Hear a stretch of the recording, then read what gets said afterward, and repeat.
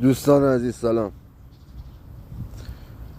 امروز اومدم تو این طبیعت خوشگل دوست دخترم رو بهتون معرفی کنم. خیلی دوستش دارم، خیلی خاطرش رو میخوام. خاطرش خیلی برام عزیزه، چون خیلی ازم میپرسن. بازم نشونتون بدم دیگه. حالا دیگه خودتون قضاوت کن.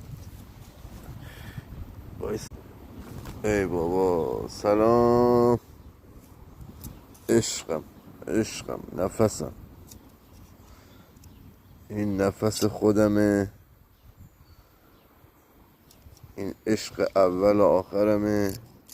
خیلی دوستش دارم، خیلی خاطرش میخوام. خاطرش خیلی برام عزیز. خدایی تو این چندین سال که باش رفاقت کردم هیچی ازش ندیدم بجز خوبی.